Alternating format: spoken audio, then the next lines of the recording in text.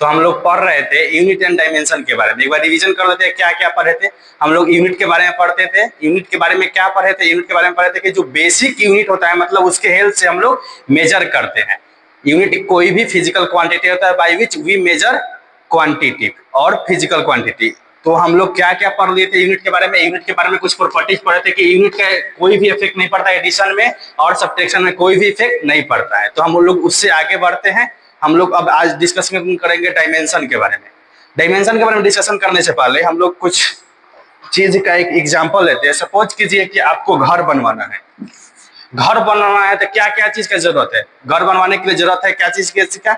Cement का जरूरत है, ब्रिक्स का जरूरत है। तो मतलब घर बनाने में क्या क्या चीज इन्वॉल्व है? पहला चीज क्या इन्वॉल्व है? सीमेंट है, दूसरा ब्रिक्स है। दो चीज इन्वॉल्व है, उसके बिना घर नहीं बनेगा। तो मान लीजिए हम लोग घर का बोले, अगर घर का डायमेंशन का बात करें, हम लोग डायमेंशन का इक्विवेलेंट ले रहे हैं, डायमेंशन की बात कर रहे हैं। डायमेंशन में क्या क्या घर के लिए जरूरत है? सीमेंट है, दूसरा ब्रिक्स है। तो इसी तरह डायमेंशन क्या होता है? डायमेंशन कुछ नहीं होता है कि कोई भी क्वांटिटी में क्या क्या चीज इन्वॉल्व है। लेंथ इन्वॉल्व है कि मास इन्वॉल्व है कि क्या इन्वॉल्व है, यही डायमेंशन होता है। जैसे कि हम लोग यहाँ हेडिंग देते हैं,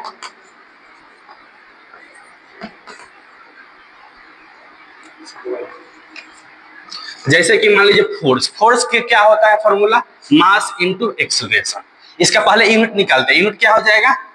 केजी मीटर पर सेकेंड स्क्वायर। यहाँ केजी है तो क्या इन्वॉल्व है? जैसे कि हम लोग बोले घर बनाने में क्या इन्वॉल्व था? पहले सीमेंट था, बालू था और क्या था? ब्रिक्स था। तो जैसे कि यहाँ पे केजी आ गया, तो केजी आ गया तो मतलब हम लोग को पता चल गया कि यहाँ पे मास इन्वॉल्व है इसमें। यहाँ पे लेंथ आ गया, तो लेंथ आ गया तो क्या, सॉरी यहाँ पे मीटर आ गया, तो मीटर आ गया तो क्या इन्वॉल्व है? यहाँ पे लेंथ है, तो इसका यूज करने के लिए लेंथ है। यहाँ पे क्या आ गया? सेकेंड आ गया, मतलब टाइम इन्वॉल्व है, और टाइम यहाँ डिवीजन में, तो इस तरफ करेंगे टी स्क्वायर। सही है। तो क्या क्या इन्वॉल्व हो गया? मास इन्वॉल्व हो गया, लेंथ इन्वॉल्व हो गया, टी के पावर -2। इसको इस ब्रैकेट में लिखते हैं हमेशा डायमेंशन को। तो फोर्स का डायमेंशन डायरेक्ट हम लोग याद रखते हैं, क्या होता है? ml t के पावर -2। सही है। तो यहां से हम लोग कुछ और डायमेंशन निकालते हैं, जैसे कि हम लोग टॉर्क का डायमेंशन निकालते हैं। टॉर्क इक्वल टू होता है force into r. F cross r होता है, लेकिन हम एफ आर डायरेक्ट लिख रहे हैं डायमेंशन के लिए। तो फोर्स का हम लोग डायरेक्ट अभी निकाले, फोर्स का डायरेक्ट हम लोग याद ही रखते हैं, क्या होता है? ml t के पावर -2। आर क्या है? यार डिस्टेंस है, यानी कि लेंथ है।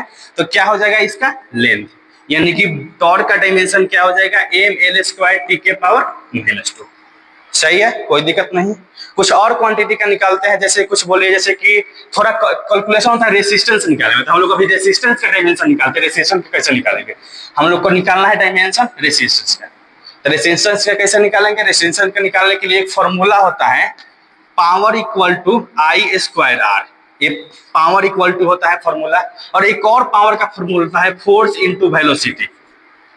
दोनों पावर है, एक कौन सा पावर है? ए इलेक्ट्रिकल पावर है, ए मैकेनिकल है। हम लोग डायमेंशन के लिए इक्विवेलेंट कर देते हैं। तो हम लोग को यहाँ I² का पता है क्या होगा? एम्पियर में मेजर करते हैं, तो ए के पावर -2 लिख देंगे। और आर क्या है? आर यहाँ रेसिस्टेंस है, तो हम लोग इसका निकालना है, सॉरी यहाँ -2 नहीं होगा, A² होगा। और यहाँ फोर्स है, फोर्स का तो अभी हम लोग कैलकुलेट किए थे ml t के पावर -2। सही है। और वेलोसिटी का क्या होगा? वेलोसिटी का यहाँ कैलकुलेट कर लेते हैं। वेलोसिटी क्या होता है? मीटर पर सेकेंड। स्क्वायर होता है कि मीटर पर सेकेंड होता है? तो मीटर के लिए मतलब मीटर आ गया, मतलब लेंथ आ गया, और सेकेंड है तो क्या होगा? t के पावर -1। तो यहाँ क्या हो जाएगा? मल्टीप्लाई कर देंगे l t के पावर -1। तो क्या हो जाएगा? ml² t के पावर -3। और यहाँ से a² हो जाएगा, तो यहाँ क्या हो जाएगा? a के पावर -2। इसी को ब्रैकेट में लिख देते हैं। ये क्या हो गया? रेसिस्टेंस का डायमेंशन हो गया। ठीक है।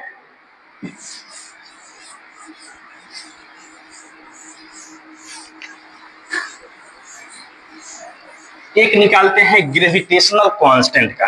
ग्रेविटेशनल फोर्स इक्वल टू क्या होता है? G m1 m2 by r²। तो G का निकालना है, तो क्या हो जाएगा? F(r²) divided by m1 m2, मतलब डायरेक्ट हम लिखते हैं m²। मास है, ये मास है, लेंथ नहीं है। तो क्या लिखेंगे? फोर्स का क्या हो जाएगा? ml t के पावर -2। ये आर क्या है, आर टाइम है, यहाँ पे डिस्टेंस है, तो क्या हो जाएगा एल स्क्वायर। और एम क्या है, मीटर है कि मास है, तो मास है तो केजी आ जाएगा, कि क्या लिखेंगे एम लिखेंगे, तो एक एम से एम क्या हो जाएगा कैंसिल हो जाएगा, और ये अच्छा सॉरी नीचे एम स्क्वायर है तो क्या हो जाएगा एम के पावर क्या हो जाएगा एम के पावर -1, और क्या हो जाएगा एल क्यू टी के पावर -2। कुछ गलती नहीं ना कैलकुलेशन में, ठीक है। कुछ और क्वांटिटी बोले जिसका हम लोग डायमेंशन निकाल सके। तो डायमेंशन का बेसिक मीनिंग क्या हो गया, कौन कौन सा क्वांटिटी इन्वॉल्व है उसी को लिख देंगे, वही डायमेंशन हो गया। जैसे कि घर के एग्जांपल, ये घर में क्या क्या इन्वॉल्व होता है, सीमेंट होता है, बालू होता है, गिट्टी होता है। तो घर का डायमेंशन अगर इक्विवेलेंट करें तो घर का डायमेंशन क्या हो जाएगा सीमेंट बालू, ब्रिक्स ऐसे ही बोलेंगे, ब्रिक्स मतलब ईटा होता है। और कुछ का निकालते हैं, जैसे कि एक निकालते हैं म्यूनट का।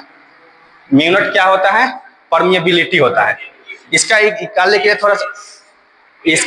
के लिए थोड़ा सा कैलकुलेशन होता है, तो इसको निकालते हैं। म्यूनट का निकालने के लिए हम लोग को फोर्स बराबर क्या होता है, एक फोर्स बराबर होता है क्यू वी बी। यहाँ v वेलोसिटी है, ये फोर्स हम लोग पढ़ते हैं मैग्नेटिक फील्ड में, मैग्नेटिक फोर्स होता है। यहाँ b क्या है, मैग्नेटिक फील्ड है, और मैग्नेटिक फील्ड होता है b इक्वल टू होता है mu naught I by 2r। ये क्या चीज के लिए होता है मैग्नेटिक फील्ड, ये हम केवल कैलकुलेशन कर लेते हैं, ये होता है ना सर्कल के सेंटर पर निकालते हैं, तो ये मैग्नेटिक फील्ड होता है। तो हम लोग यहाँ से पुट कर देते हैं सब। यहाँ फोर्स का तो मालूम है क्या है, एम एल टी के पावर -2, सही है। चार्ज को क्या लिखेंगे, चार्ज क्या है फंडामेंटल है, तो चेंज करना पड़ेगा। चार्ज इक्वल टू होता है क्या होगा क्यू आई इंटू टी, तो आई का क्या हो जाएगा एम्पियर, टी भी है वेलोसिटी क्या हो जाएगा एल टी के पावर -1। और बी का डायमेंशन अलग से हम लोग कैलकुलेट कर लेते हैं। पहले बी में हम लोग म्यूनट का निकाल लेते हैं यहाँ से। तो यहाँ पे हम लोग लिख सकते हैं बी की जगह पर क्या लिख सकते हैं, म्यूनट आई डिवाइडेड बाई 2r। यहाँ 2 से मतलब नहीं है, आई को हम डायरेक्ट लिख सकते हैं क्या चीज एम्पियर, और r यहाँ डिस्टेंस है तो यहाँ पे l। अब कुछ कैंसिल हो रहा है तो कैंसिल कर देते हैं, l कैंसिल हो जाएगा। तो म्यूनट का क्या हो जाएगा, देखिए कैलकुलेशन में कुछ गलती ना हो जाए। पहला तो m आएगा इधर, l आएगा, t के पावर -2 आएगा, और ये क्या हो जाएगा डिवाइड में आएगा, क्या आ जाएगा a स्क्वायर आ जाएगा, सही है। यहां से t और t क्या हो जाएगा कैंसिल, तो बचा क्या कुछ नहीं, यानी क्या हो जाएगा am a स्क्वायर के पावर -2 l t के पावर -2, सही है। m से क्या इन्वॉल्व है, यहाँ पे मास है, a से करंट इन्वॉल्व है, l से लेंथ है, और t से टाइम है।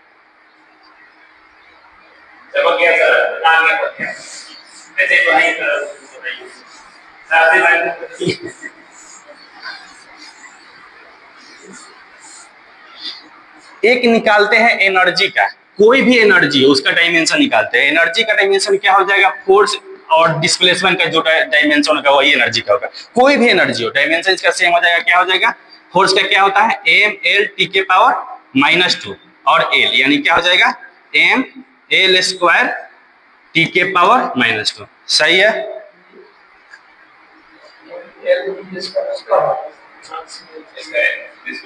डिस्प्लेसमेंट का लेंथ है तो एम एल स्क्वायर टी के पावर -2। हाँ यहाँ एस है, एस यहाँ पे क्या है डिस्प्लेसमेंट बोलिए, अभी डिस्प्लेसमेंट है।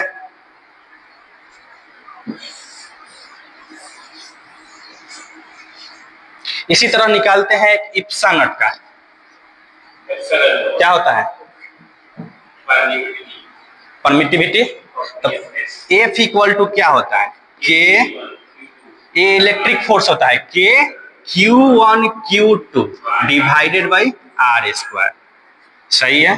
फोर्स का तो पता है क्या होगा, इसीलिए बोले तो फोर्स का डायरेक्ट हम लोग याद रखते हैं कि फोर्स का जरूरत बहुत जगह पड़ता है।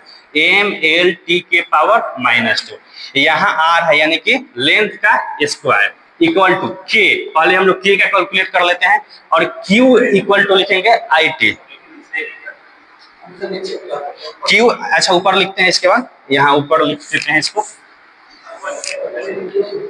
क्या लिखेंगे, फोर्स का एम एल टी के पावर -2, सही है, फोर्स का सही है।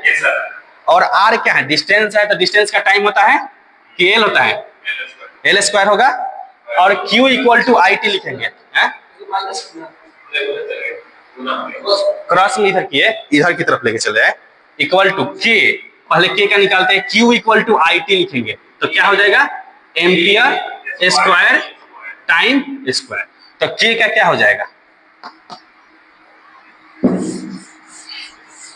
के का निकालना हो तो क्या आ जाएगा, देखिए एम एल क्यू, सही है, टी के power -2 divided by A square T square, तो क्या हो जाएगा, एम एल क्यू ए के पावर -2 टी के पावर -4, इसको लिख देंगे ब्रेक, सही है, कैलकुलेशन सही है। ठीक है, अब इसमें कुछ और हम लोग क्वांटिटी डिस्कस करेंगे कि कैसे, जैसे कि हम लोग यहाँ डायमेंशन का आंसर लिखते हैं कि अगर मान लीजिए फोर्स के टर्म में वेलोसिटी को लिखना है, तो ये सब लोग सीखेंगे कैसे हम लोग लिखेंगे किसी के अनदर क्वांटिटी के टर्म में। और जो ना समझ में आए उसके बारे में कमेंट कीजिए, क्या नहीं समझ में आया, क्या इसमें दिक्कत है इसमें। ठीक है, फिर मिलते हैं नेक्स्ट क्लास में, तब तक के लिए थैंक यू।